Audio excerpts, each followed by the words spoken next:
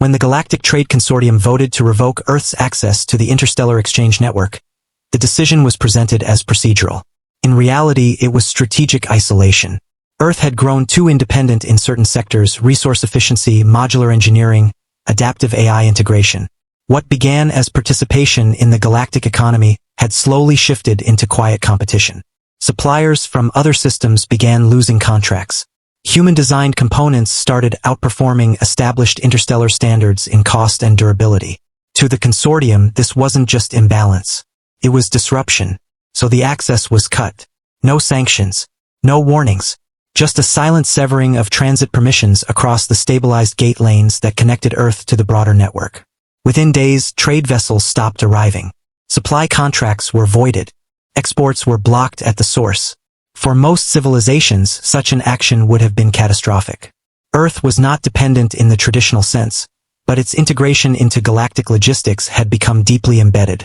Materials, rare isotopes, specialized components, many supply chains now expected off-world exchange. The expectation among consortium analysts was simple: Earth would negotiate, concede, or collapse under pressure. What they did not anticipate was the response from Earth's engineering community. Not governments, not corporations, engineers. Across multiple independent labs, research groups, and private collectives, a coordinated effort began almost immediately. There was no central command, no official directive, just shared urgency. Because for humanity, isolation was not new. The difference now was scale. Instead of relying on external transit lanes, controlled by consortium infrastructure, human engineers began exploring alternatives that had long been considered theoretically possible but practically unfeasible. The idea was simple in concept, dangerous in execution. Build a transit network that bypassed established gate corridors entirely. The consortium's gate system relied on stabilized spacetime anchors, massive installations that maintained safe passage through controlled hyperspatial corridors. These corridors were predictable, regulated, and heavily monitored. Humanity's approach diverged from that model. Rather than replicating the existing network, they focused on constructing microscale, self-stabilizing jump points, localized transit nodes that could temporarily align spatial coordinates between distant locations without requiring permanent gate infrastructure. Individually, these nodes were unstable, short-range, high-risk, but interconnected in sequence they could form a chain, a relay system, a shortcut network that linked nodes through a series of rapid transitions instead of a single long-range jump. Each jump carried inherent uncertainty. Each alignment required precision timing and adaptive recalibration. Any error could result in catastrophic misplacement or complete loss of the vessel. No other civilization had attempted to scale such a system beyond experimental ranges. Not because the physics were unknown, but because the margins for failure were too narrow. The human engineering teams accepted that risk. They had to. With consortium access gone, conventional trade routes were no longer an option. Over the following months, construction began on what became known internally as the vector relay grid. It started with orbital platforms, then extended outward through autonomous construction drones capable of assembling node anchors in deep space. Each node was designed with redundancy in mind: multiple stabilization cores, self-correcting alignment arrays, and emergency collapse protocols that would safely disengage the node if instability exceeded thresholds. Even with these safeguards, the system required continuous calibration. Human operators monitored the grid from Earth-based command centers, using predictive models to anticipate drift, gravitational interference, and temporal variance across linked nodes. The first successful transit through the network was not announced publicly. It was verified quietly. A small cargo vessel, carrying non-critical materials, entered the first node. It emerged at the intended destination after passing through 7 intermediate relay points. The transit time was significantly reduced compared to traditional routes, but more importantly, it was completed without error. That single success validated the concept. From there, expansion accelerated. Additional nodes were constructed, extending the grid in multiple directions.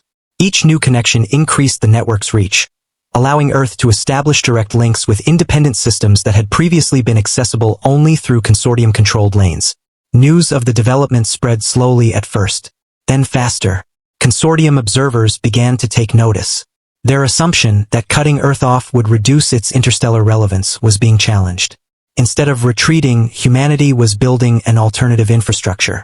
not dependent on centralized control, not aligned with existing gate hierarchies, parallel system, more flexible, less predictable, and, from a strategic standpoint, far more difficult to regulate. The risks were not theoretical. Several early relay attempts resulted in failures. One node experienced catastrophic destabilization during a high-mass transit, forcing an emergency shutdown that severed the chain mid-transfer. The vessel involved was lost. Another instance required rapid recalibration when gravitational interference from a nearby stellar object introduced unexpected drift into the alignment parameters. Each incident reinforced a critical understanding. The system worked, but only if every variable was accounted for in real time. Human engineers adapted quickly. They refined their models, improved redundancy protocols, incorporated adaptive AI systems capable of responding to anomalies faster than manual oversight alone could manage. Over time, the network became more stable, more reliable, and increasingly independent from any external authority. Within a year, Earth had re-established functional interstellar trade, not through consortium channels, but through its own infrastructure. Ships using the vector relay grid could reach destinations that were previously constrained by political control. Trade routes diversified. New partnerships formed with systems that had long operated on the fringes of consortium influence. The economic impact was immediate. Earth was no longer constrained by a single access point. It had built its own pathways. Meanwhile, within consortium leadership circles, debates began to emerge. Some argued for re-engagement. Others warned that attempting to integrate or control the human-built network would introduce unnecessary instability. Because the nature of the grid itself was fundamentally different. It was not centralized. It was not governed by a single authority. And it did not rely on permission to function. It existed because it had to. In the end, the consortium faced a realization that had not been part of their original calculations. Cutting Earth off had not weakened it. It had forced adaptation. And that adaptation had produced something the consortium had not anticipated. A decentralized transit system, engineered under pressure, capable of operating outside established frameworks. For humanity, the message was clear. Access granted by others could be removed, but capability built independently could not be revoked in the same way. The gate they had been denied was no longer the only path. They had built another,